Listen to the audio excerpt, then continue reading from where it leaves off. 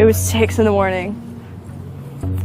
I got a knock on my door, a really loud knock, and I thought it was my dad who had locked himself out or something. So I opened it, and it's the LED flashlights and the really obnoxious bulletproof vest and the dragging me out into the cold when I'm in my pajamas. That was not fun.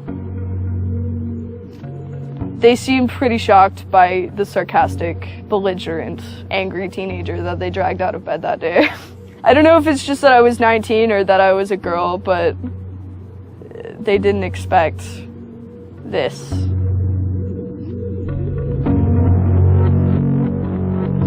"10,000 angry kids, whoever they are, they scared the shit out of some people those days. They scared the shit out of the powers that be. And that's why this is being investigated. That's why I'm under indictment. That's it. Because between the days of December 6th and December 10th, 10,000 angry people proved to the government that their regulations, their ideas, their view of PayPal, their view of WikiLeaks, their view of the Afghan war and Egypt and Tunisia and Libya, it didn't fucking matter. Their opinion no longer mattered because someone was out on the internet kicking ass. The computer hacker group Anonymous is claiming tonight that it took down the website of the Federal Appeals Court in San Francisco this afternoon. They took down Senate.gov servers. They've taken down HB Gary. Sony's claiming they did $150 million worth of damage. So many confidential files that tonight, because of these hackers, can be in the hands of anyone. Visa, MasterCard, the PayPal situation. The criminals who hacked into Sarah Palin's private email. The Church of Scientology says Anonymous is a cyber terrorist group of religious bigots. Anonymous and this other group called Lulz Sec. They seem to be wanting to prove a point. Anonymous kind of was like the big, strong, buff kid who had low self-esteem. And then all of a sudden punched somebody in the face and was like, holy shit, I'm really strong. And Anonymous calls itself the final boss of the internet. And sometimes it proves to be really fucking true.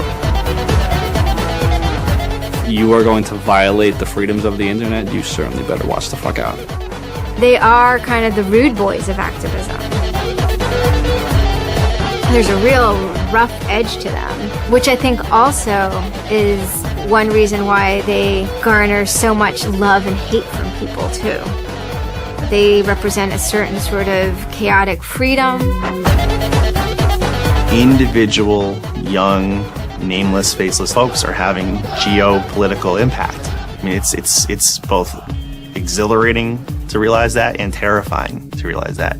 It kind of depends on how that power is wielded. We are Legion. We do not forget. Expect us.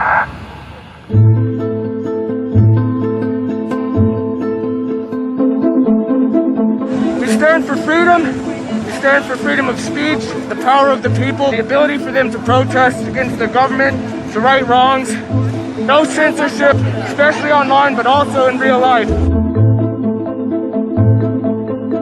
We have members throughout society and all stratas of it worldwide. Yet we have no leadership. It's one voice. It's not individual voices. That's why we don't show our faces. That's why we don't give our names. We're speaking as one, and it's a collective. Good timing. I would love to live in a country where the government fears its citizens and not the other way around. But right now, plenty of anonymous actors are in hiding because of fear of reprisals by the government. I've been called many things. There's unpatriotic. That we're just a bunch of children sitting in our parents' basement. I got called a terrorist sympathizer. We've been called kids, we've been called cyberbullies, we've been called hooligans, and, sometimes those words aren't entirely unfair, but this is a serious political movement. No one, in the general public really seems to get it. What they don't seem to get is that the ability for Anonymous to be everything and anything is its power. Anonymous is a series of relationships. Hundreds and hundreds of people who are very active in it and who have varying skill sets and who have varying issues they want to advance and who are collaborating in different ways each day. They're a little bit like a prism or kaleidoscope. They've got many different facets and many different sides. Of course, when you spend enough time with them, you start to get a sort of feel or texture that's not just random, right? Yet it's very multifaceted, very rich, which does span from the quite lighthearted to the very, very serious. Bob Dylan had a line in a song just saying, to live outside the law, you must be honest. They might do something which isn't technically correct, maybe it's not legally correct, but they're doing it for purposes that in their minds at least are ethical. People who know what they're doing, who share an ethos, who have a commitment to exposing and humiliating the man, who have a very low tolerance of lies and what they perceive as evil on the part of overweening power structures. They share information, they share tools and techniques, and they are currently having a very good time. The hacker culture, as we know it, really sprang from one place. It was MIT, and it was specifically the people in the Model Railroad Club, the Tech Model Railroad Club. Hacking originated as humorous pranks. When the guys at MIT put a Volkswagen up on top of the dome of the building, and people woke up and saw the car up there in the morning, or they measured a bridge by the body lengths of somebody, I would say his name was Brian, and discovered the bridge over the Charles River was, 822 Brians. These are funny things. That's where hacking originated, and it migrated into engineering and computer communities. It's witty, it's pranks. Basically, Microsoft and Apple both got their entire start off computer crime. Bill Gates stole pretty much all of MS-DOS. Steve, Jobs, he was creating boxes to defraud the phone company, I always saw hacking as implicitly political. But hackers, whether they're conscious about it or not, whether they're explicit about it or not, make a statement about how we should treat information. And some years after my book came out, one of the people I wrote about, Richard Stallman, got very publicly and explicitly political about open software, and he believed that software should be free. Free as in freedom, not free as in beer, as he put it there. Behind it, whether misguided or not, there's a political impulse. Hacktivism was a term coined by a group called Cult of the Dead Cow. The Loft had an interesting relationship with the Cult of the Dead Cow. There was 3 members that were in both organizations. And we kind of kept the serious security research that they would do under the Loft name. And if they were doing some sort of just goofy stunt-like things, they would do it under the Cult of the Dead Cow name. Because the Cult of the Dead Cow was really kind of sort of like a propaganda type of organization. They had a guy who was the minister of propaganda. They're kind of merry pranksters. Everything they did was completely over the top.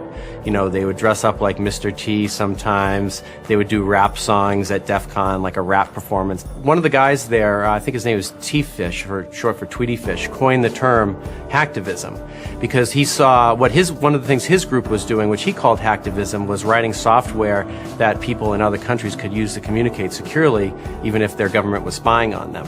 So the principle was it was freedom of expression. It was everyone should have access to the internet. Everyone should be able to communicate and get their message out on the internet. Even more important in countries where there was repressive regimes, that if you said something against the regime, they would come and take you away and you weren't saying it anymore. A good place to start are with what has often been called virtual sit-ins, which use the tactic of a denial-of-service attack. Denial of service has been around for a long, long time. The equivalent of if you for some reason wanted to disrupt a bus service, right? You can hire 1,000 extras to all go and line up at the bus station, right, and get on the bus. And so then anyone who was really trying to get on the bus couldn't do it, right? It's as simple as that. When you stop trying to visit, website goes back up, no permanent damage. And this tactic has been used by a number of different groups. Probably the most famous is the Electronic Disturbance Theater.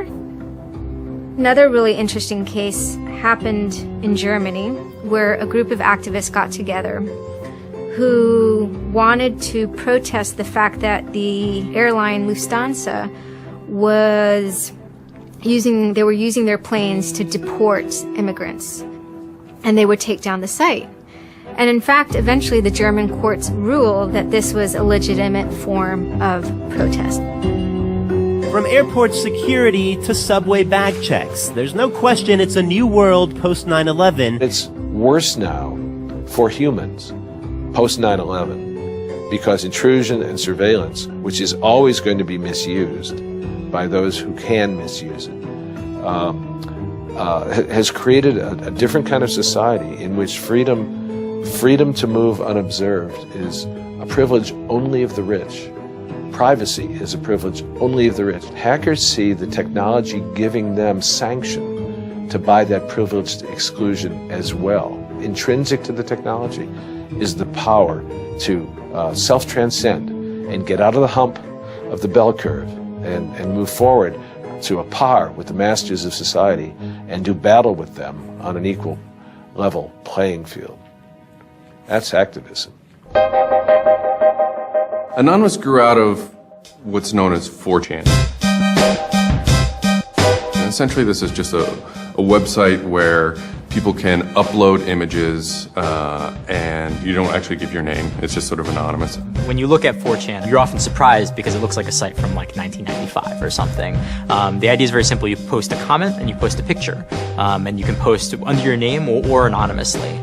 And it's separated into boards about particular topics. So there's a topic on anime, there's a topic on weaponry. There's like a 4chan board for origami, and you just upload interesting pictures of origami.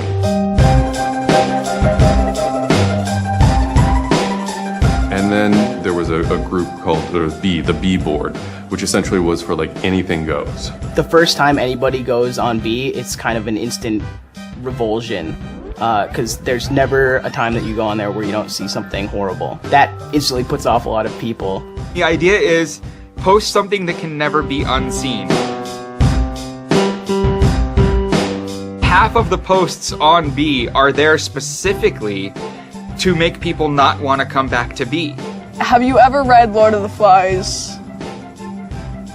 4chan, and especially B, is Lord of the Flies. Except some of them aren't 16 anymore, they're just allowed to act 16. It's what you get when people are allowed to express themselves with absolutely no restriction whatsoever. It's the kind of sum of human imagination when people can get together and think together without any limits or parameters. It's the most vile, disgusting, and funny thing on the internet.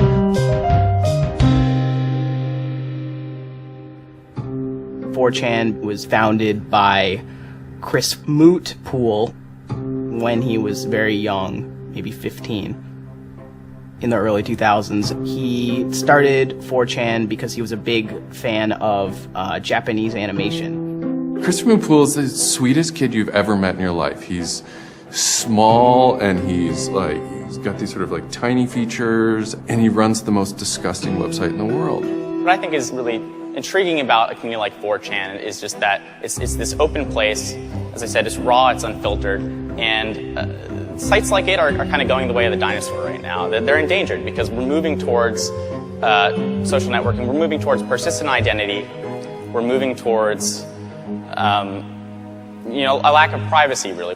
The B board, that's the exact opposite of Facebook. Facebook, like, you're supposed to be like who you are, and there's sort of one model, which is that like you're friends with people, right? And 4chan, you're totally anonymous nobody. And anonymous speech is, a lot of it's ugly, but not all of it is, right? It is actually sort of a place where people can be honest. One of the important things about 4chan is to have a thread that really explodes and lasts for a long time. If it doesn't, then it disappears. It's a site that's not archived. So it creates conditions for anything that grabs attention at some level. And so humor and grotesqueness as a result are quite good for that. I'd rather just be referred to as anonymous, I guess, in the interviews, because I have some docs out on me. 4chan's just where I went to. I grew up on it and I lived there. That's just what I did for fun. It takes a thick skin to enjoy it. But, you know, as long as you're not offended, you'll occasionally come into something really cool or really creative on 4chan. I think the most interesting thing about it is how you can watch memes evolve. You'll see something posted one day, and then a week later it's got 50,000 derivatives of it. A meme is basically just an idea. It's kind of like a gene, but in the realm of the idea. A lot of the great internet memes that we all know and love, you know, lolcats, right? You know, little cats doing funny things, and then they have, you know, Icon has cheeseburger, right? All that stuff seems to start in this like petri dish that is 4chan keyboard.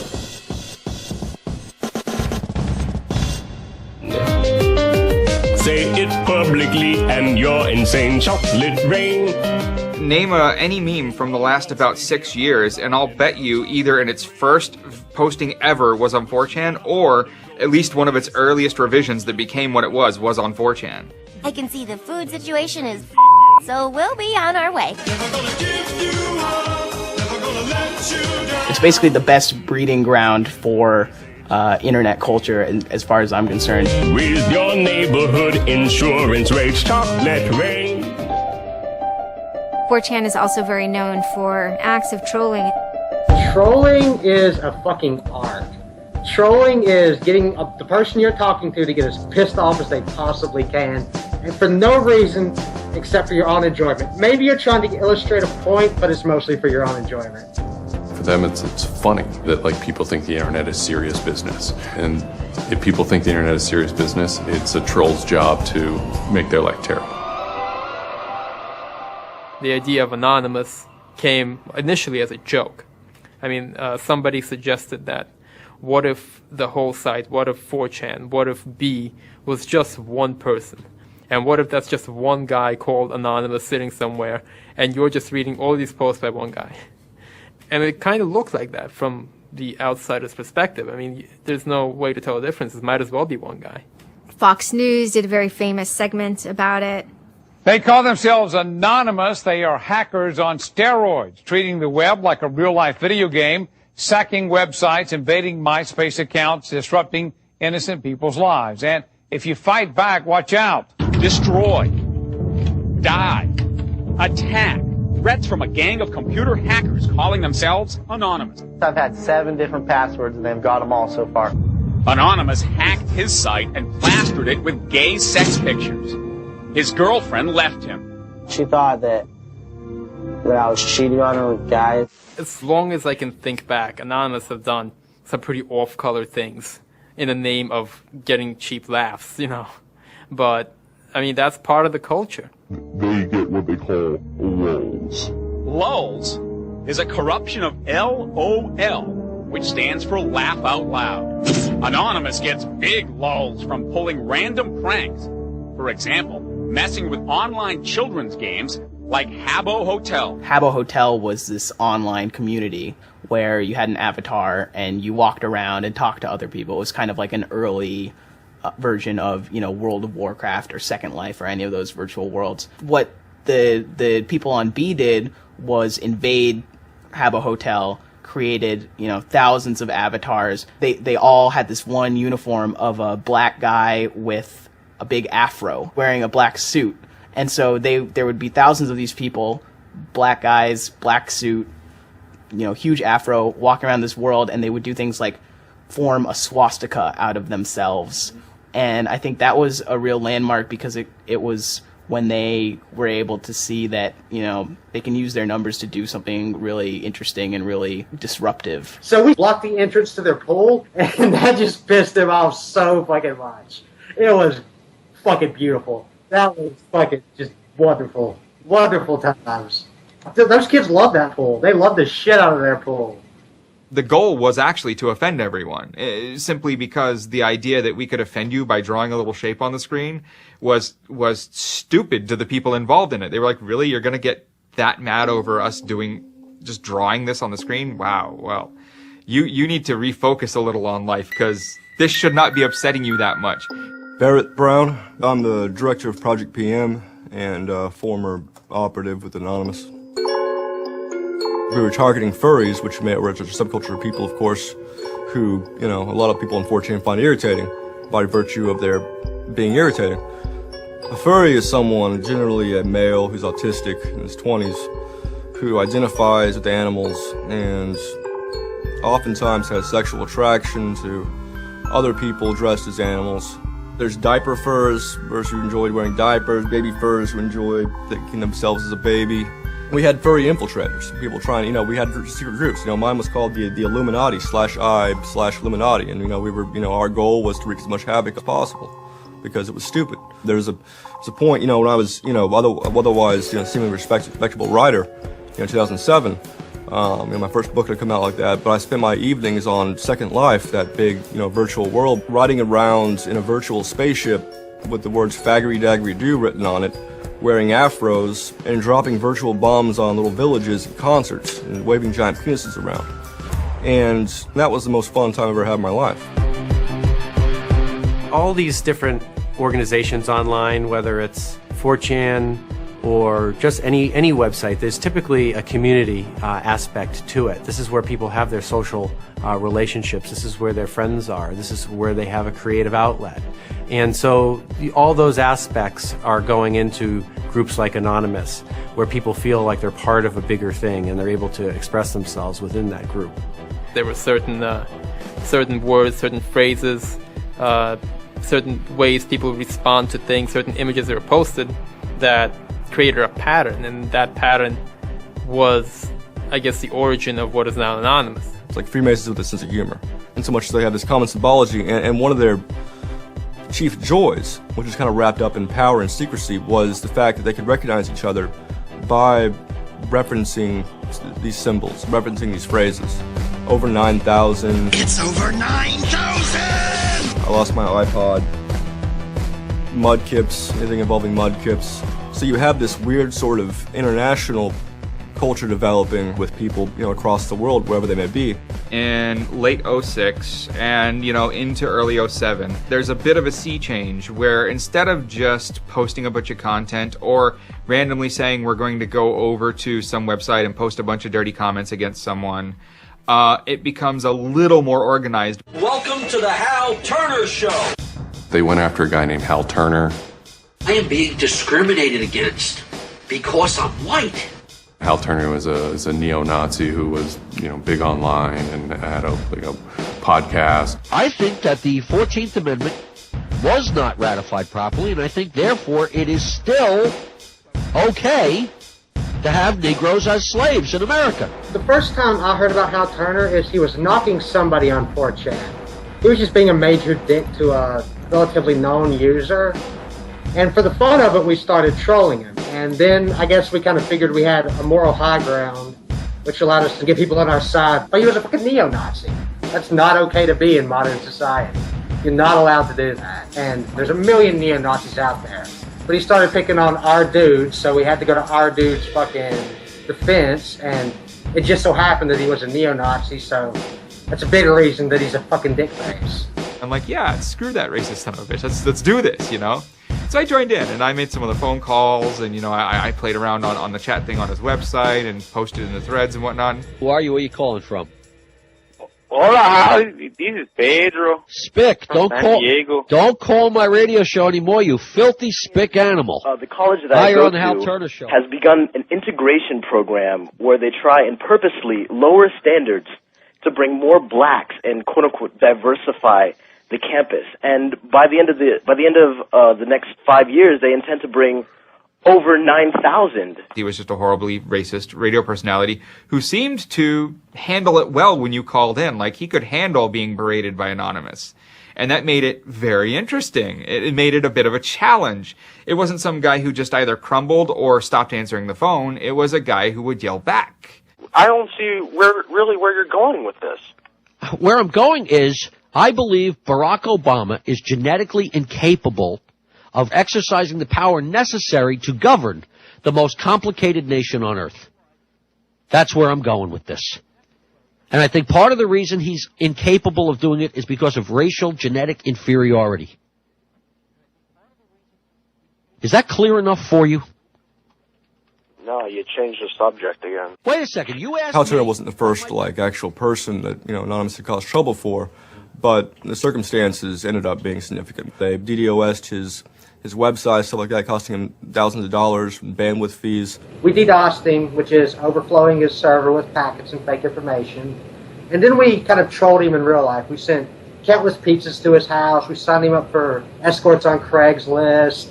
We sent a bunch of pallets of industrial materials to his house, which he ultimately had to foot the bill for. And basically we destroyed his ability to pay for his radio show, and that took him off the internet. He was super pissed. And then they ended up getting some real hackers to help them out. Like, this wasn't sort of pranks. They actually were able to get into Hal Turner's private servers and his mail servers and find some interesting emails that he was serving as an FBI informant, which, if you're a right-wing neo-Nazi, is not a good thing to be. And obviously him being an FBI informant, and also his reaction, his sort of douchebaggy reaction to the raids, damaged his credibility within the white nationalist scene, which is a shame. Hal Turner's gone. He's been prosecuted by the feds for threatening judges.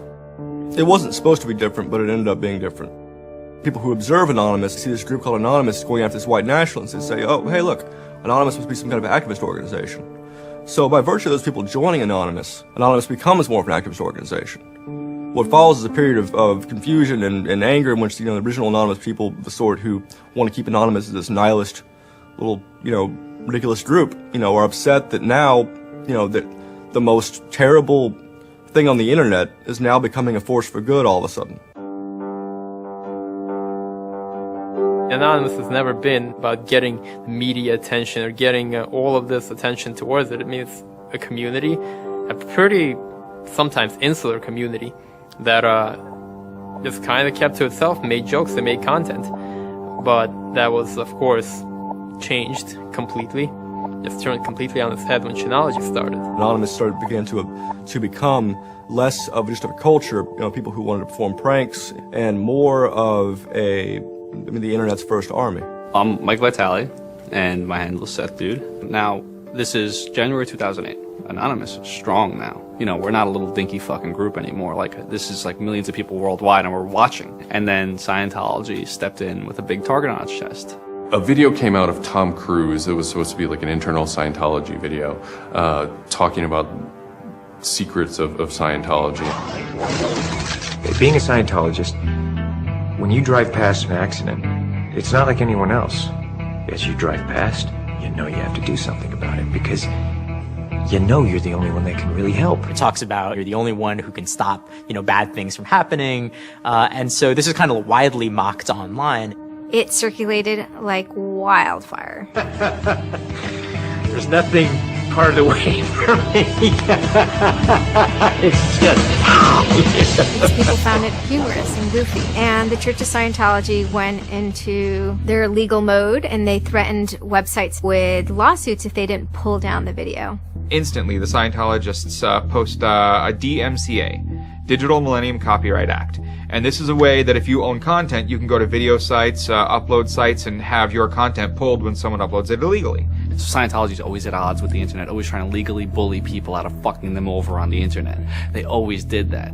And then here they are trying again, but you know what? Anonymous saw that, and they said, oh, you guys just fucked around badly. You're trying to censor our internet. Are you trying to take a joke away from Anonymous?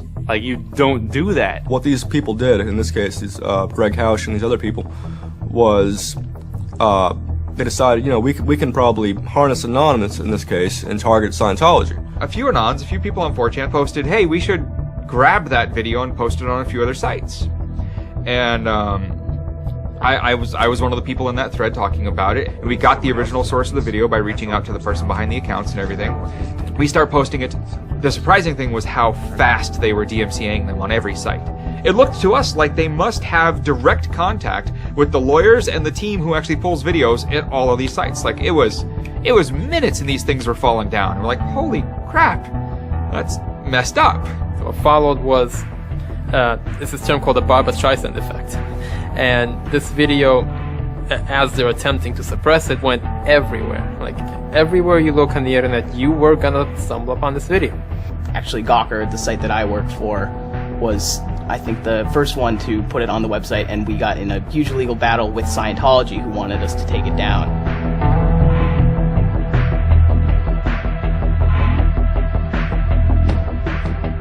A guy joins the channel, and he says, you should all look at Gawker. So we go over to Gawker, and the strangest thing has happened. This big media company had the video up on their front page and basically had a comment underneath of it that stated very clearly that the FBI would have to come take their servers to get this video taken down. That they were sick of this abuse that was going on. That made us think, what have we gotten ourselves mixed up in here? Scientology is an interesting target because in some ways it's the perfect inversion of what geeks and hackers value. At so many different levels: science fiction, intellectual property, discourses of freedom, science and technology. It's very proprietary. It's closed. And so in some ways, if you had something like a cultural inversion machine and you stuck geeks and hackers in there, you'd get something that looks a lot like Scientology. So it's quite offensive, and there's a real pleasure in attacking your perfect nemesis. We're just such polar opposites, with them being secretive and us hating secrets, and, you know, them being so inclusive and us being, you know, anybody could say they're anonymous. And most importantly, how fucking self-important they were. They thought they were fucking untouchable. They thought that they were like, you know, like their own little church mafia and shit, you know? And Anonymous will, you know, it's like a play toy now. You know, we're gonna make you guys look stupid as shit. What really kind of dared us and set us off about Scientology is specifically their treatment of their critics. Anybody who says anything bad about Scientology is automatically some sort of criminal, some sort of crazy person, a drug addict. It's just that kind of mentality, that kind of, like, if anybody says anything bad about you, we're gonna fuck you over in the worst possible way. It's just, it resonated like this feeling of disgust within us. That was a big problem. That was the big problem. The censorship aspect of it. The audacity of this cult, this creepy cult, to go into our territory and tell us that we can't post this? No, fuck them. No, it's not gonna happen. And people who knew what Anonymous was to begin with were like, oh my god, Anonymous is gonna go to war with Scientology. This should be really interesting. Especially because it's two weird-ass groups.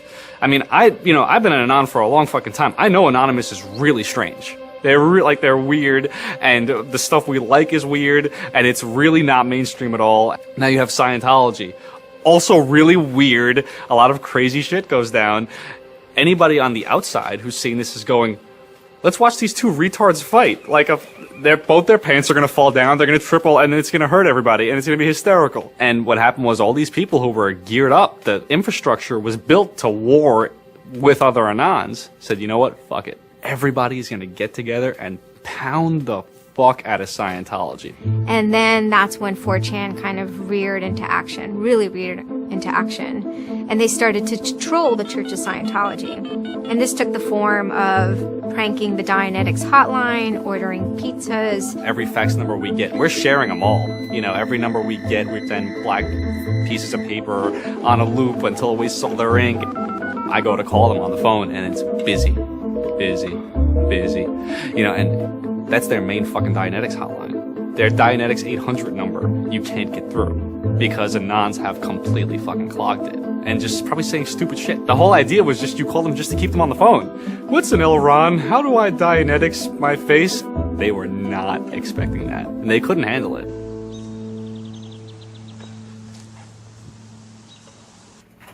I'm Brian Mettenbrink. I always liked anything technical, mechanical, anything sciencey, really. Computers do what you tell them to. They don't all of a sudden start doing weird stuff, and if they do, it's probably your fault. And I always like that, you know, they're perfect, really, in a way. I'd just gone to 4chan just on pure happenstance, and I saw a post about the Scientology thing, and I started looking up stuff, and I'm like, oh, this is actually for a decent cause. I think I'll, you know, do this. You started seeing all the stuff in B, and I saw the stuff in B then. Everyone's going to DDoS Scientology. Everyone's going to bandwidth rape them. Anonymous members have developed a distributed denial of service attack tool called low orbit ion cannon, which is taken from a computer game. Low orbit ion cannon is what's called an end game weapon in Red Alert. All you had to do was literally follow instructions step by step.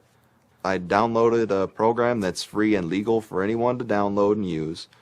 And I followed the instructions and I typed in www.scientology.org and I pushed go. And what it does is it tells Scientology.org, in this case, it tells them to send their website to my computer about, I think it was 800,000 times in a weekend. And I'm pretty sure I probably took it down myself a couple of times. This tool is Low Orbit Ion Cannon, sometimes referred to as LOIC. I am actually not breaking any laws by using this tool against my own computer, 127.0.0.1, which is a non-routable address. But, of course, if I were to have attacked one of those other bigger sites out there, I would have severely been breaking the law and would have been doing it in a way that was quite easy to track. You do is you put in the site, you see that the IP is correct, you make sure that all these settings are good, and you hit the button, and off it goes. It felt like you were making a difference. You know, just you yourself. And you didn't even have to leave your home, you know. You just sat at your computer and followed instructions and stood up for what you believe in, so to speak. You made your say in the world, and hopefully it turns out better for it. Yeah, that was some really crazy stuff to watch. To be sitting there in front of a monitor and you have just information just flying in front of you, and it's this unseeable internet war. And one of the guys said, we need to make a video. We have to make a video. Hello, leaders of Scientology. We are anonymous. When the video came out on January 21st, that was one of the first times that Anonymous as a culture started referring to itself as Anonymous as a movement, and declared that it was going to take down and destroy the Church of Scientology. That video probably changed everything. Knowledge is free. We are anonymous. We are legion. We do not forgive. We do not forget. Expect us. It basically looked like if a computer was going to tell you that he was going to beat the shit out of you, this is what it would look like. That one video, you really galvanized that moment of innovation. That's exactly like with that video, internet activism as it's known today was born. What the video was saying was, it's over. You're not going to be able to follow people back to their house anymore with impunity. You're not going to be able to just issue a cease and desist letter to any reporter who wants to write some shit about you that you don't like. You know, that's done with. Every time you do that, Anonymous is going to hit you harder. So we made a video named Call to Arms that said, we're going to the streets. Every major city of the world has a Scientology building. Be very wary of the 10th of February. Anonymous invites you to join us in an act of solidarity. Anonymous invites you to take up the banner of free speech, of human rights, of family and freedom. Join us in protest outside of Scientology centers worldwide. And you just see this consensus forming that it's going to happen. So we made the third video, the Code of Conduct. Don't bring weapons. Dress accordingly. Cover your faces, because they will try to find out who you are and screw with your life. Rule number 17. Cover your face. This will prevent your identification from videos taken by hostiles. Scientology has a history of harassing, stalking, and just generally doing horrible things to its critics. So people needed a way to hide their identities. A lot of people had very legitimate fears. They don't want to be followed home. They don't want to be stalked. They don't want to put their families and themselves in danger.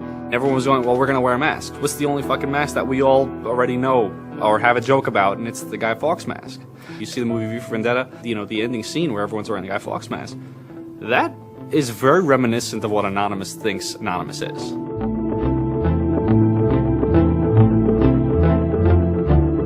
We wanted to represent anonymity in some way when it moved into real life. I think that the Guy Fawkes mask was one of the most natural things to happen. It is the idea that none of us are as cruel as all of us. You have this massive crowd of people who are anonymous that is going to fight against a bigger thing and win. Even after watching the video, it's like, yeah, this is great, but who's actually gonna do it? Who's gonna step up? Are people actually gonna get out of their house? And I guess we were really affected by the stereotype of of that whole community, they're being internet nerds, that too afraid to leave their mom's basements. I figured maybe 15 nerds from every city somewhere might show up and wear their masks at a building for a while and leave. No one thought that they were going to come out. This is me on the way there. I haven't slept. I'm very fucking tired. And I remember going to the park that day, and it's really fucking early in the morning, which I thought was a bad idea. And I'm smoking a cigarette, and I'm looking around like, where the fuck is everybody? There's nobody here. So here I am, sitting in Bryant Park, waiting for the other announcers to show up. I remember thinking like, oh fuck, like, am I gonna be the only one in the park? Am I gonna walk to Scientology with fucking 6 or 7 people? Which totally defeats the entire purpose of this, because now they could single me out, you know? Then I get up and I start walking around, and I see there's a lot of green balloons over there for some reason. On the other side of the park, there was like fucking 200 people. There was Guy Fawkes masks everywhere, and I'm like, holy shit, this is huge. There's a fucking lot of us. That's pretty good. I had no idea how many Anons there were until we started moving. And it just fucking got bigger. I remember walking through Times Square, and everybody in Times Square was an Anon. Like, and you know, this is like a fucking 1,000 person per like fucking minute foot traffic area, and everywhere I'm looking, I'm seeing fucking Anon symbols. It was fucking wild. It was really wild. This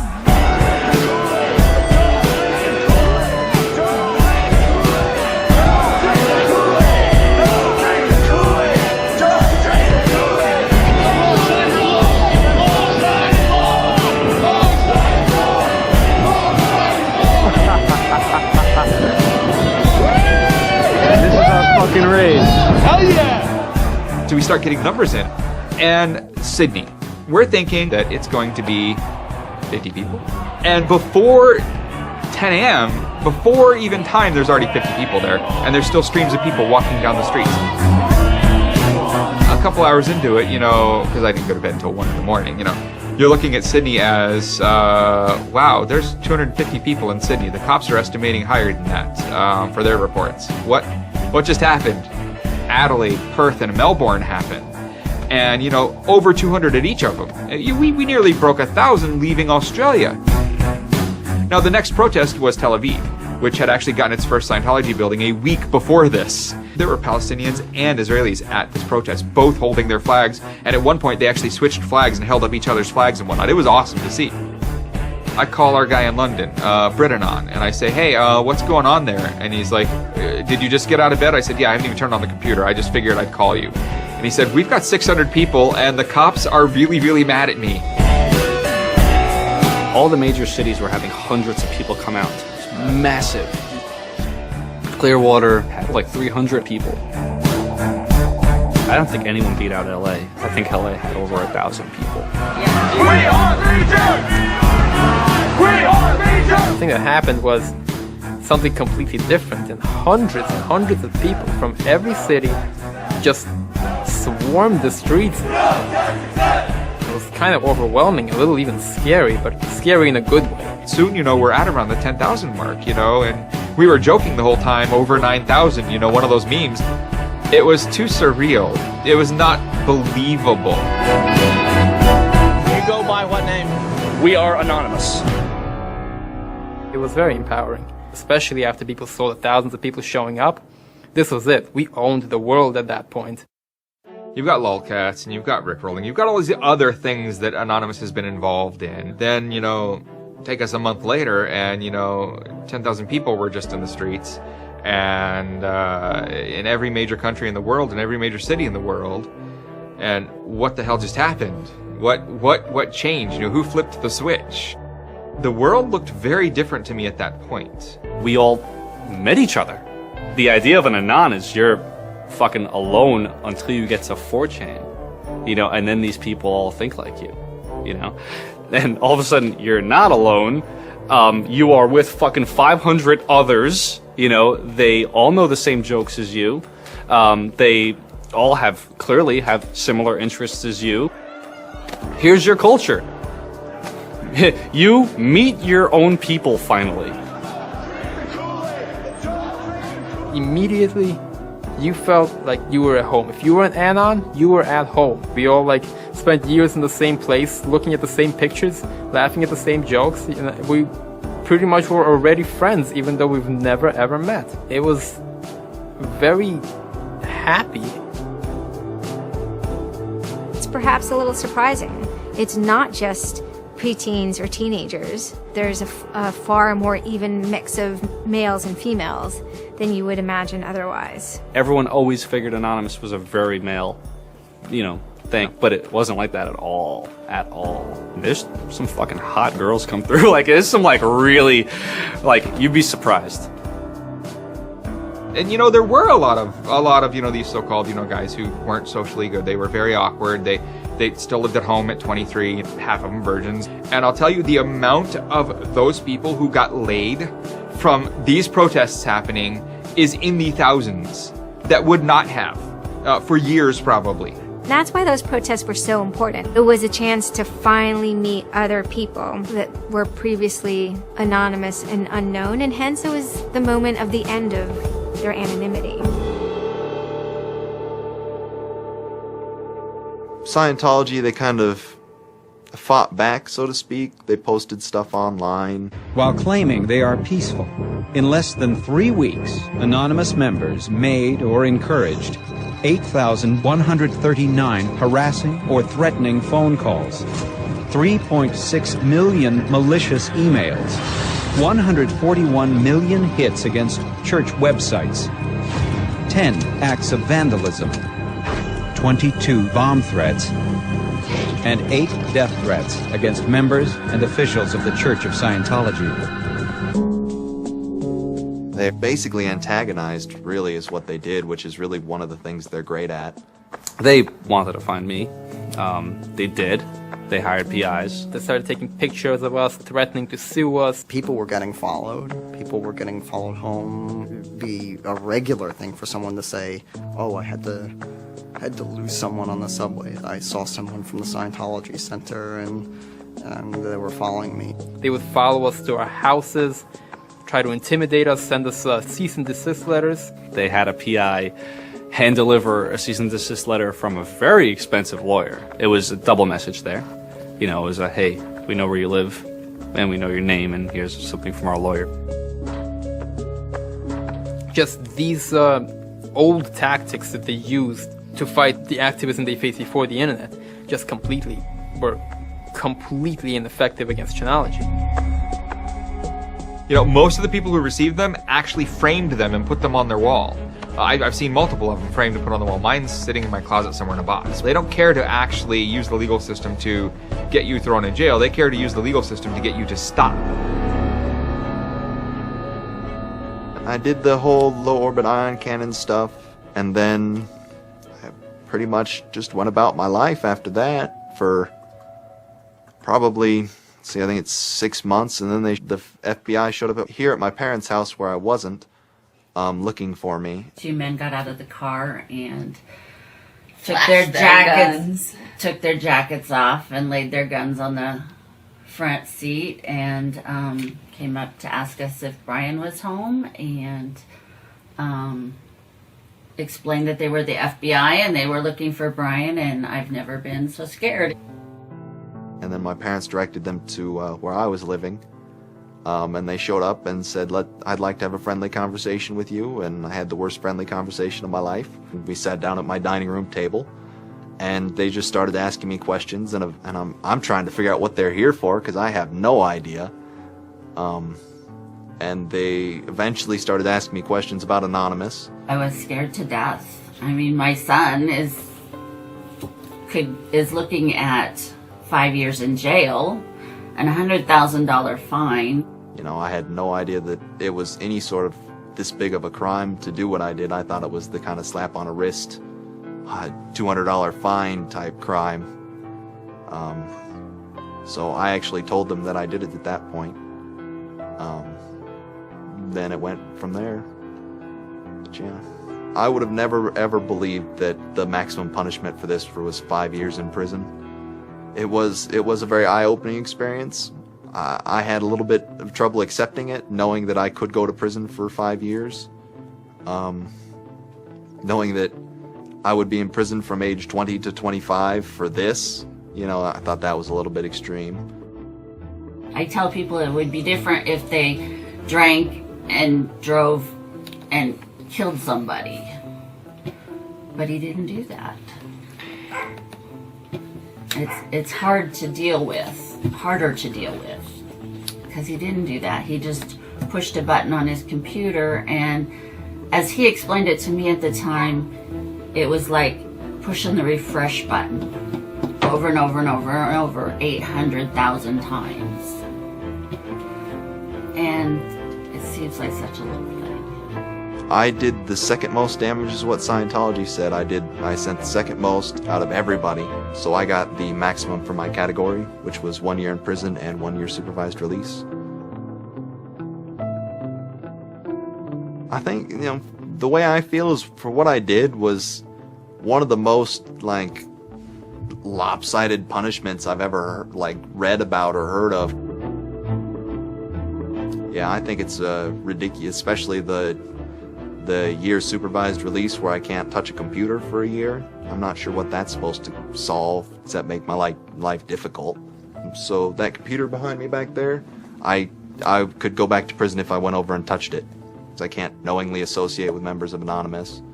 They just made a big deal about Scientology as a religion and that this is America and you can believe in whatever you want to believe, and I'm pretty sure they actually compared me to like the KKK and the Nazis and stuff in the courtroom. Yeah. It's a completely different issue. I'm very proud of what he did. He stood up for what he believed in, but that was never, ever mentioned. I never would even dream of hurting anybody. You know, it's just not me.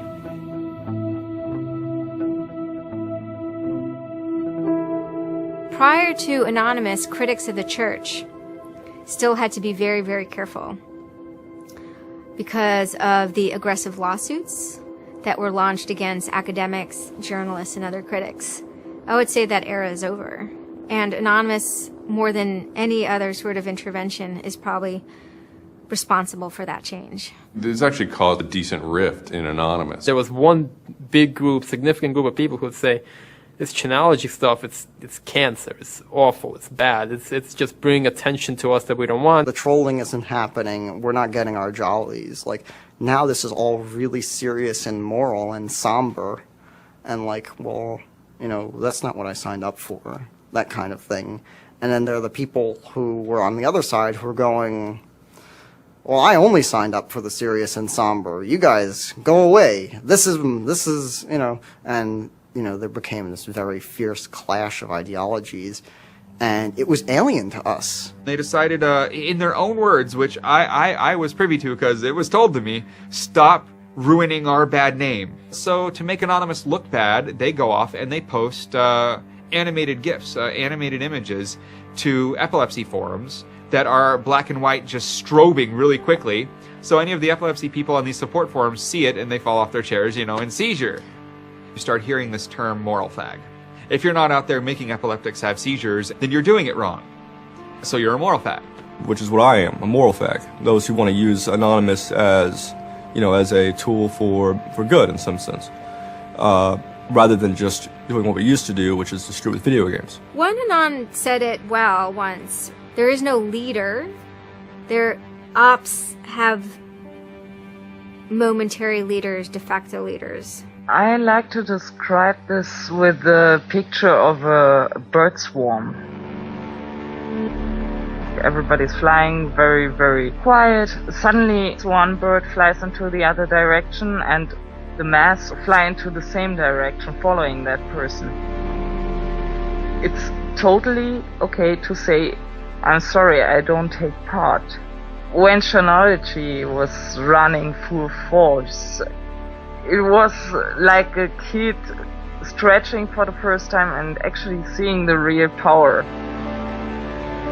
It's the teenage period, actually, trying, Operation Hitstorm. Operation Hitstorm. Australia over the past couple of years has been relatively malignant in their attitude towards internet freedom compared to other Western countries. A guy named Tux wanted to attack the Australian government. in retaliation for upcoming internet censorship laws. And one of them involved banning pornography with women with small breasts for some reason. So that was the first time that Anonymous went up against the government. When they DDoS'd and took down several government sites, it was the first time that Anonymous was going up against a state.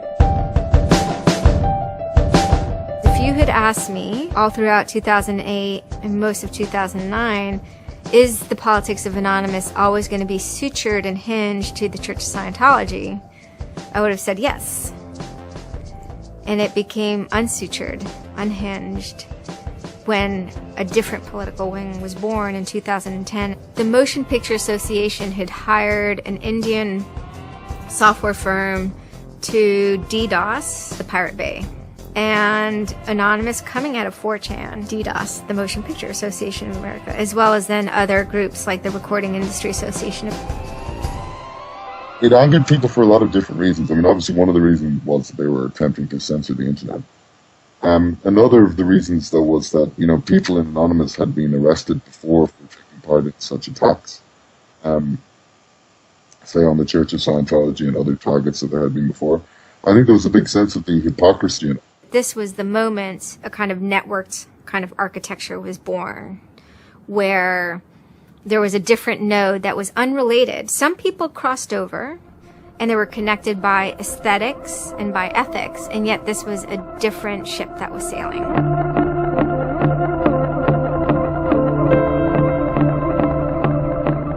It is our task to find secret abusive plans and expose them where they can be opposed before they are implemented.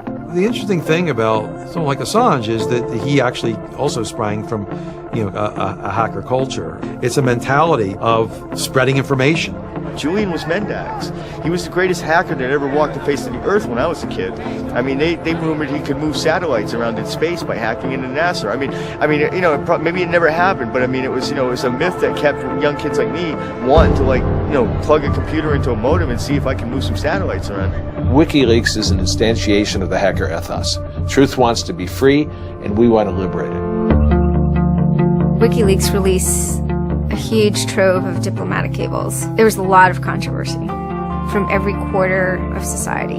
The WikiLeaks website released nearly 400,000 secret U.S. files on the Iraq war late today. It was the largest leak of classified U.S. files in history. The diplomatic cables show the U.S. is spying on its allies. Lots of things which were understood in private and may have been not even talked about explicitly. Suddenly they're out there in the cold light of day, and it's going to make some governments and some individuals very uncomfortable.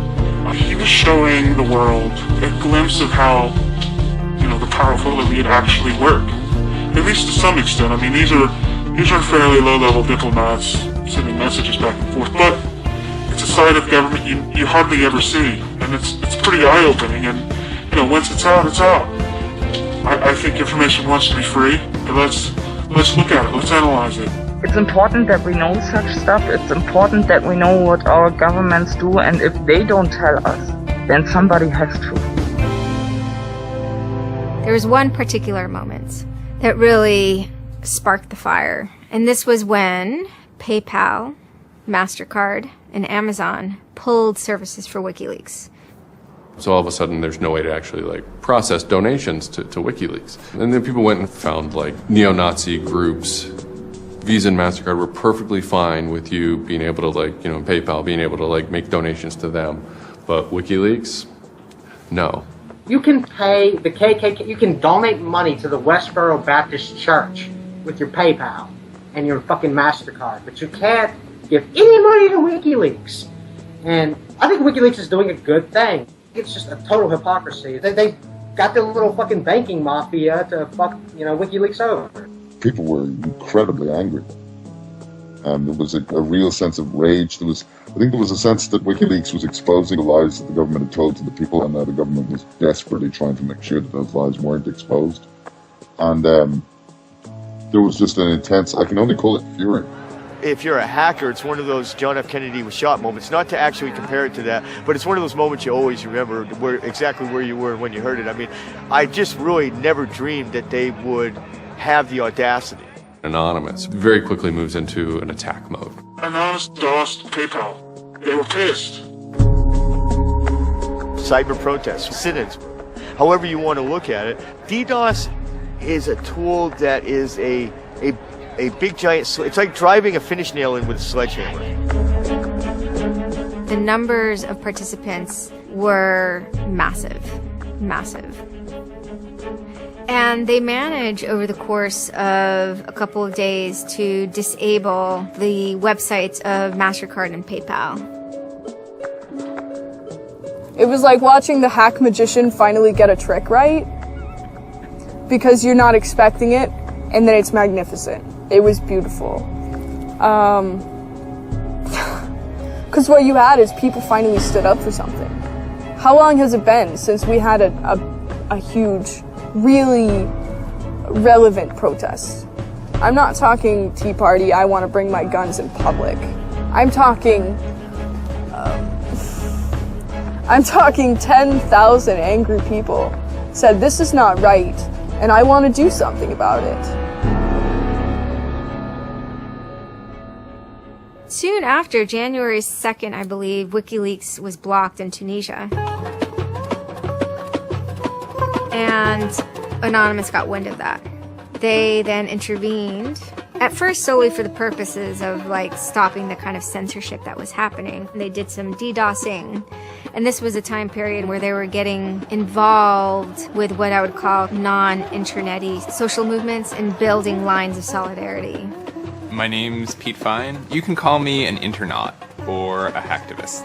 Telecomics is an ad hoc cluster of volunteer net activists who have spent much of the last year trying to keep the internet running in the Middle East.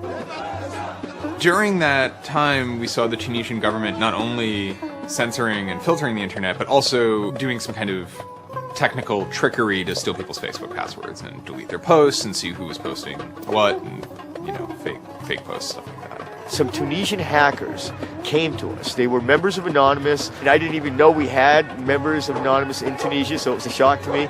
And they had they had the keys to some parts of the kingdom, so to speak, when it came to the dictator in Tunisia. We went in on behalf of those Tunisian Anons, and we helped them get that and extract it, and then it went to WikiLeaks.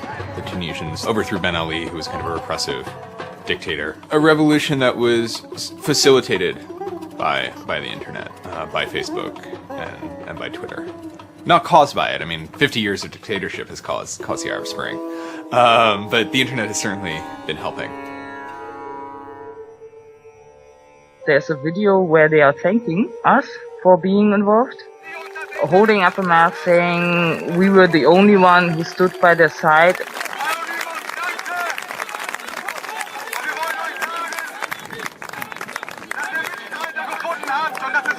For me, it was awesome to hear that and to feel the connection. The same group of hackers that target anti-WikiLeaks sites have now turned their attention to Egypt. In kind of the lead up to the Egyptian revolution, we would tweet on people's behalf. We would get people from Egypt who were unable to access Twitter on their own on our IRC network, and we would take reports from them and tweet them out using our account to kind of help them get the word out about what they were experiencing. Some of this shit is personal. And one of the things about the movement as a whole, when Egypt rolled around, is that Egypt broke us emotionally. Watching in real time with live feeds that we helped set up, Egyptians get massacred with machine guns. It was different, and I have never in cyber activism wept before. It's never bothered me like that. It's never been able to touch me the way Egypt touched me. It was fucked up that we were watching people killed for no reason other than leaving their homes, that these people had every right to freedom, that they had every right to choose their government. And then January 27th, January 28th rolls around, and the Egyptian government starts shutting down the internet. I mean, just for the whole country. The whole country. There's this fantastic traffic graph that you can see the traffic coming out of Egypt, and it looks like, like this. Just totally stops. And we were just shocked. I mean, we were just like, what the fuck? Like, what the fuck? To think that a country would completely cut itself off as much as it was able to from the outside world was pretty unthinkable. You know, we know bad things go on in the dark places. And suddenly it got quiet. I remember that somehow burned into my brain that first Twitter was flooded and suddenly everything was quiet. That's the kind of thing that could start riots. I think when Mubarak did what he did, I think it really upset people here as well as in the Middle East. I put myself in their place, and I found myself in a desert of nothingness because he just wiped out everything that my world incorporated. That just showed me and everybody else that the same thing can happen at any time, at anywhere, in any government. Anonymous and the people on the internet stood up and said, go fuck yourself. You want to shut down their internet? Fine. The people on the internet will show them how to turn it back on. It's almost like the internet as an actual thing. It's like the internet is a living thing. It's like a conscious thing that gets up and says, no, you can't do that. A lot of my friends helped with encryption, helped people on the ground in those countries validate SSL keys and certificates, and really showed them how to subvert their government and become free. And then Telecomics started to tweet connections to the internet, dial-up connections. In Egypt, the care package we put together included some kind of our comms information, the ham radio and dial modem details. In total, we helped coordinate and run about 500 dial-up modem lines. We also Googled up treatments for tear gas and other kind of basic medical treatment and found folks who could translate that into Arabic. Sort of put this together in a nice one-page PDF and fax, and off it goes. I think the most effective thing was shutting down government websites. We're taking your dictator's web pages down. It is cyber warfare at that point.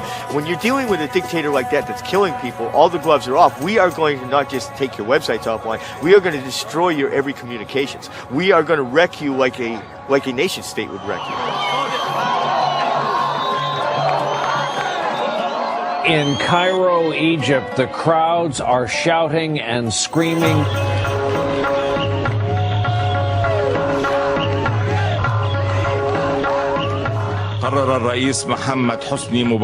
President Hosni Mubarak has decided to step down from the office of President of the Republic.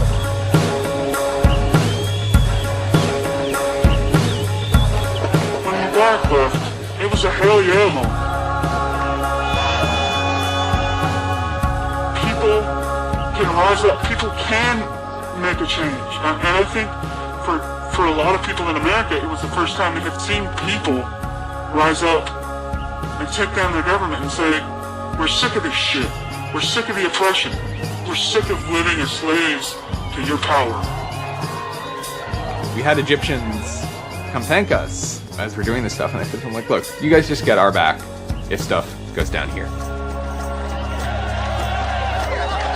Although it was awesome and it was one part we were fighting for me it was quite clear that it's not the end of the story.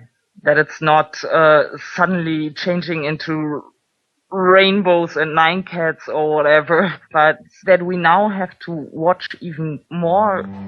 The FBI is now investigating Anonymous, a loose collection of rogue, tech-savvy hackers credited with bringing down the websites of MasterCard and Visa last December. So there were 40 raids back then. They seized computers, cell phones, and this kind of technical apparatus, sometimes including in the case of, a 19-year-old girl lived with her family, they took her parents' stuff too. There's always been a sort of cat and mouse dynamic, not just in relation to the feds, but also to these sort of groups that have appointed themselves as guardians of the Republic. And there's groups called like Backtrace Security, which is made up of a couple of deranged people who, I think for personal reasons, have grievances against Anonymous. I've been threatened by people who are former Secret Service agents who now run private security companies. Suddenly, on February 5th, a Financial Times article comes out that we all see. It's quoting this guy named Aaron Barr, who's the CEO of HP Gary Federal, which is an intelligence contractor. And Aaron Barr is telling his Financial Times journalist, Joseph Min, that he's been secretly monitoring the AnonOps server where all this is going on, and has done so for several weeks, and using his own custom brand of information operations techniques, has managed to identify the alleged leadership of Anonymous, including 25, quote, lieutenants, unquote, of some sort. We have to see this document. Everyone wants to know. We don't need to destroy him. We don't need to destroy his company. We just need to see the document, and we'll decide what comes next after looking at the document. So they get it. It was unbelievably easy to get into that network. And my name was on there as a screen name, and Greg Hausch was listed there by a screen name. The fact of the matter is, what he told Financial Times was everything he told them was demonstrably untrue, and very much hilariously so. He had to be shut up. It had to be proven to the world that this guy was a retard and that his information was in no way valid. Now, to put that in hacker terms, Anonymous is a hornet's nest. And Barr said, I'm going to stick my penis in that thing. In a mere 24 hours, he was pwned completely by a small group of participants who basically went on a hacking rampage. Faster than you can say, get these hornets off my penis. Anonymous took down Barr's website, stole his emails, deleted the company's backup data, trashed his Twitter account, and remotely wiped his iPad. And he had just reached the Hammam high level on Angry Birds. The HB Gary hack brought about 70,000 emails. Probably the most important ones had to do with a proposal that HB Gary had already formulated. It was packaged up as a nice PowerPoint presentation. Kind of act as privatized agent provocateurs, where they were going to discredit WikiLeaks. HB Gary was proposing submitting fake documents to WikiLeaks, and then when discovered as fake, the error could be called out and it would discredit WikiLeaks. Right. So, so there's a lot of specifics that I can't talk about. So let me try to answer that though in a general sense. Well, first of all, it's probably no surprise to anybody. I'm not a big fan of WikiLeaks. I think that the broad purpose of trying to get as much information, proprietary or classified information for the government, expose that, is an extremely destructive and dangerous purpose. As Julian Assange had a few months before noted that they had information on a major bank showing wrongdoing, and Bank of America somehow knew it was them. And the proposals involved for Bank of America and the WikiLeaks problem, they entailed conducting information war on WikiLeaks and its supporters, creating dissension within WikiLeaks, DDoS attacks. You also wanted to launch cyber attacks on WikiLeaks infrastructure to get information on document submitters. Well, one thing I guess I want to make sure is clear is, none of those activities had actually occurred. In business, there's, when you start proposing or thinking about an idea, there's a brainstorming phase. And somebody says, well, what if, what could we do? What's theoretically possible? Well, still, this was an idea. This was proposed. This was something that you thought about. Right. They also wanted to go on a campaign kind of targeting Glenn Greenwald, who's a reporter for Salon, who's an outspoken kind of critic of the government and supporter of WikiLeaks. It seems like you're trying to attack a journalist here. Yeah, and I don't want to talk too much more about Glenn Greenwald, but other than, what I previously said is, there was never an intent to attack journalists, not on my part. I guess I should say, I should generalize that and to say that, I would never just outwardly attack a journalist, other than if I felt that there was a journalist in my mind that was acting unethically, that, that is,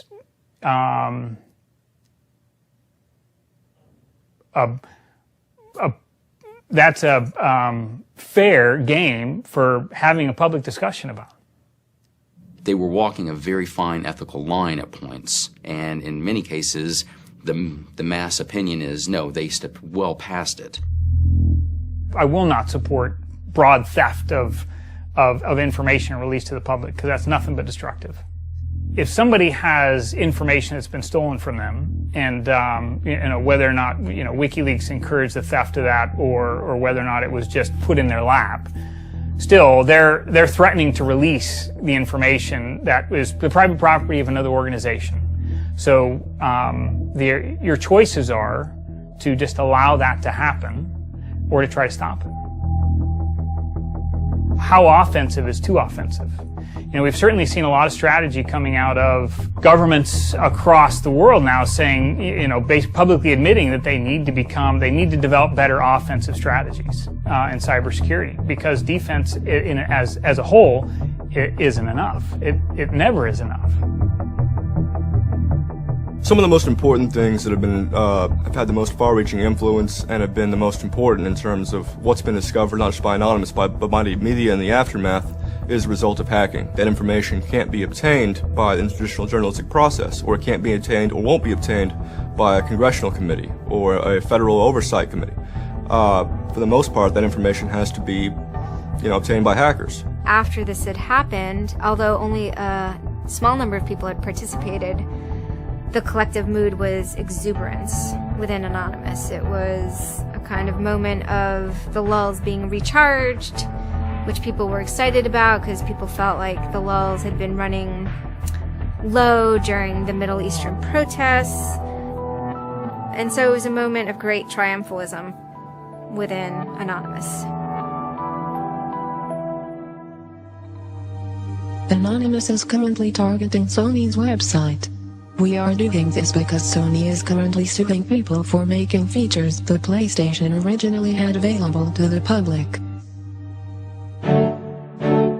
It started off as a denial of service attacks, but then someone really broke into the PlayStation network and stole all the user accounts and all the credit card information. Sony has confirmed that hackers broke into its PlayStation network, exposing the personal information of up to 77 million users worldwide. Anonymous basically bent Sony over and had their way with them, and the consumers were the ones that also got hurt in the process. 2 months of people not being able to use the PlayStations, that actually had real hardcore end-user impact.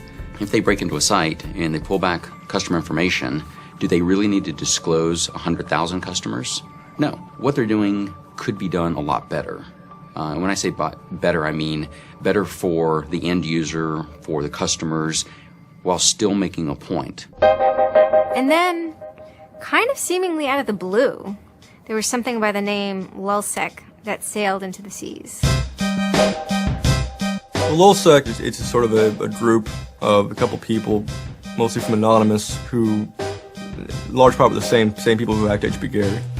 And they decided to form this little group and just carry on operations sort of outside the purview of Anonymous for a while. They hacked whatever they wanted, they released whatever they wanted. It's almost like they had no rules.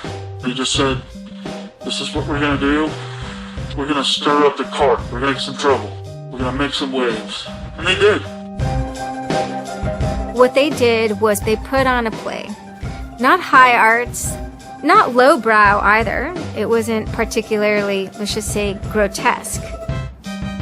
Their symbol was a kind of cartoon caricature of the Monopoly man with a monocle and a cigarette. There was a lot of iconography of boats and ships, pirate motifs, and then, of course, a cat. Chaos and mayhem. Right now, it's probably one of the right things to do.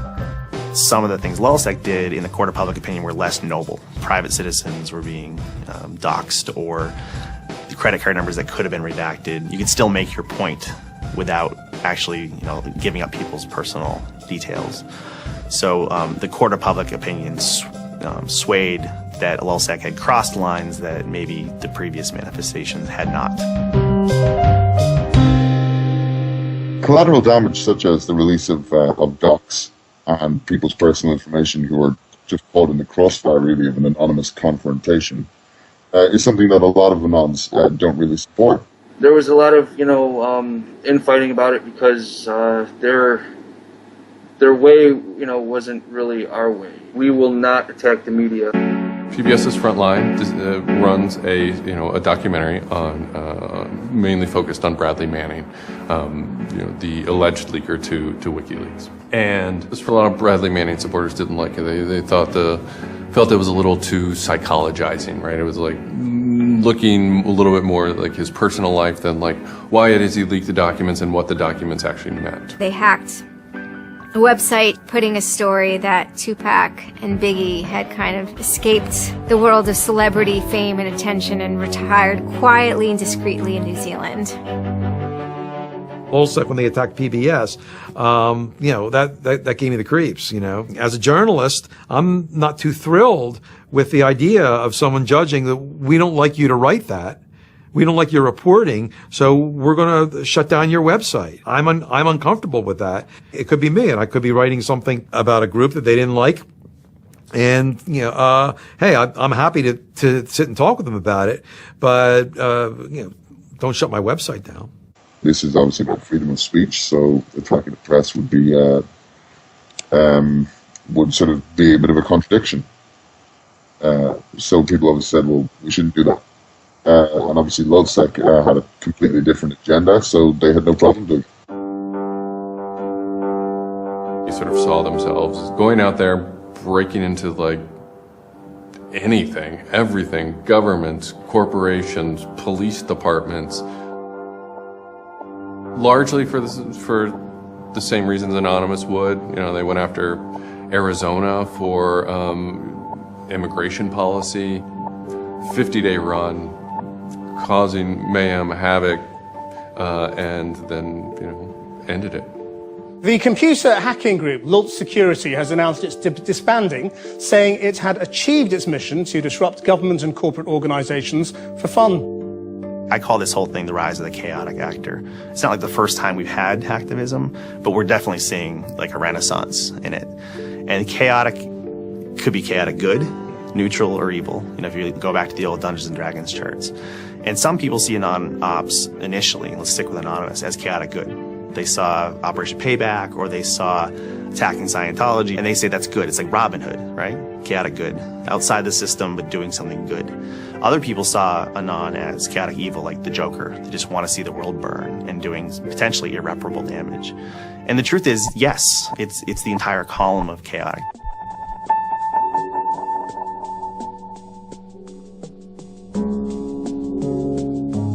"16 people were arrested today, but dozens of FBI agents targeted alleged members of the loose-knit hacking group. Armed with search warrants, agents hit 6 homes in New York, along with locations across the country. The people arrested yesterday were suspected of attacking PayPal's website after the company shut off payments to WikiLeaks. Defenders of the hackers say they're merely engaged in civil protest, but FBI officials worry the disruptive cyber attacks could move in a more dangerous direction. So the FBI shows up at 6 in the morning, and it was really obnoxious. And I remember being frustrated and angry because there was nothing that I had done that would have justified an FBI search warrant. They came and guns blazing, all this other good stuff, busted down the door. I immediately just dropped down to the floor, 180, didn't want nothing. I wasn't trying to fight nobody. Theory of the case is they were, they flooded, quote unquote, a number of people flooded access to PayPal, thereby creating economic distress to a protected corporation. End of story. This is not a case involving identity theft, involving outing emails, involving violating privilege, involving theft of services, involving, shutting down business. It is a pure case of internet or cyber sit-ins. I think when Barack Obama gets on television and says, flood the switchboard, shut down the Republicans, send the message, that's legal. And even if you accept what the theory of this prosecution is, it's no different. This is an electronic sit-in at its finest. If you're a pedophile, the average is 11 years. If you're a computer hacker, the average is 15. And I think that's ridiculous. So, yeah. I mean, no, that's ridiculous. I mean, you can go molest children and get less of a sentence than you would for breaking into someone's phone. Even if you accept what the government is saying is true, what is important is that people are participating in the process. It is very much the process. It is sitting in a counter in Selma, Alabama. 500 Freedom Riders refusing to allow people to go and sit in at a segregated lunch counter. They write books about that stuff. It is demonstrating in a street corner saying no to a war. It's just a different, it's just a different vehicle. It's the same results.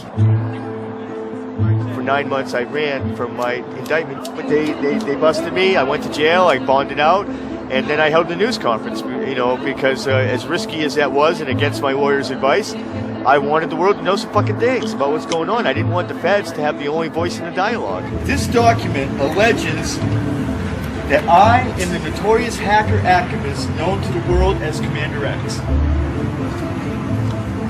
I am Commander X.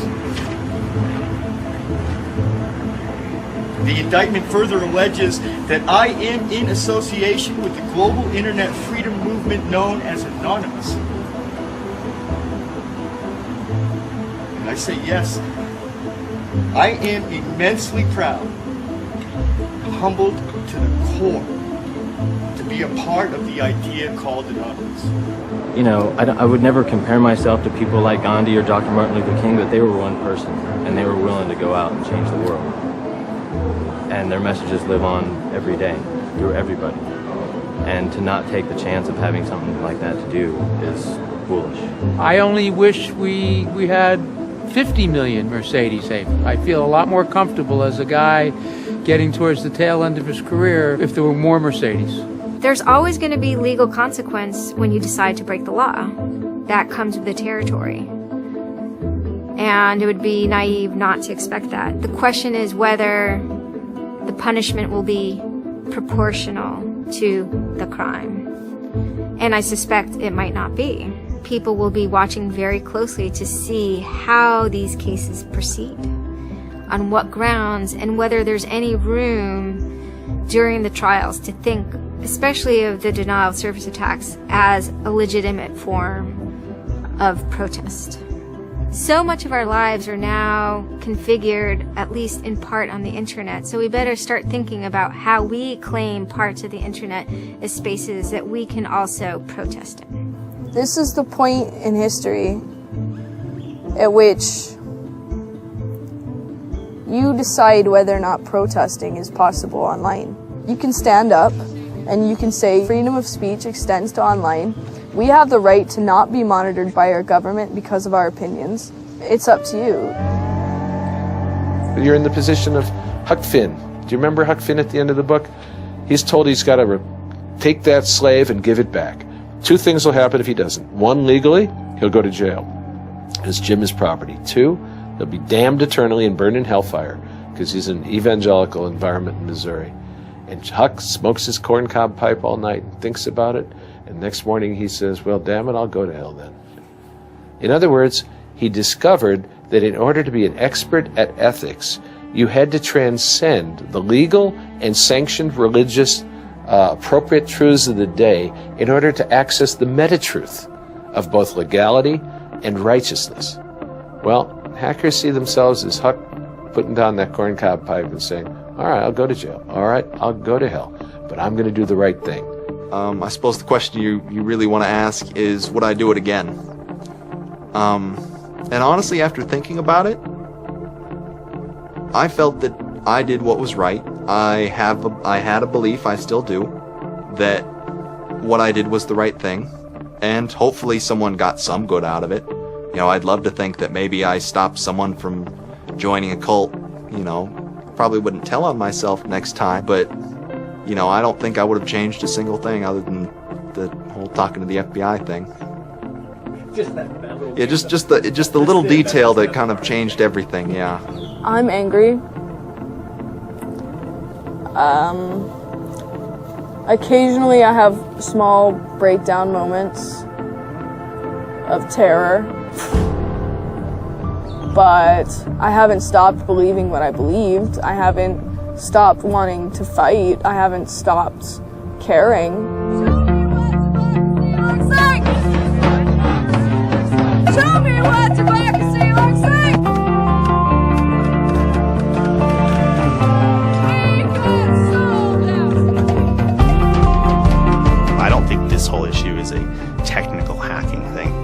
about human philosophy and psychology. What's motivating us? Why is there so much unrest or disenfranchisement or anger that would lead people to want to take matters into their own hands and join these? Whether you think it's bad or not is irrelevant. It's not going away. I have stood upon the mountaintop known as Anonymous and looked down on a world inflamed with revolution.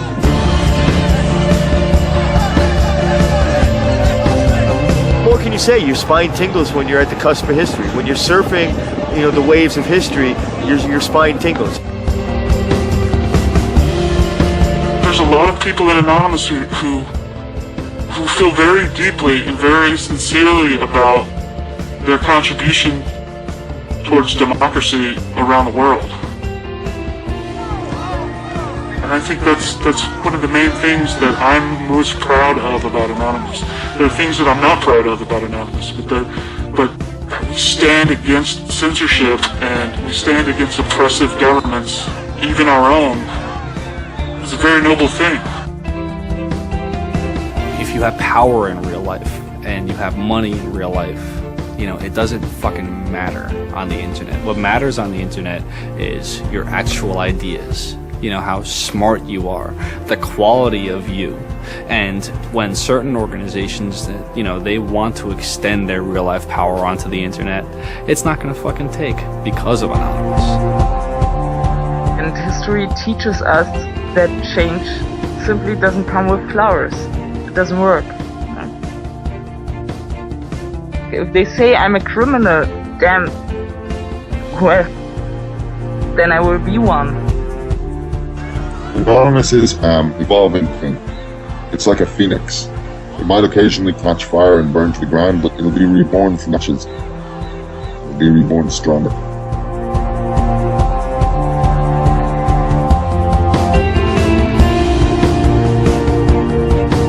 I don't care if you're a Democrat or a Republican or an independent, or if you like Ron Paul, or if you worship pigeons or Scientology, or if you're Catholic or atheist or Methodist. I don't care about that.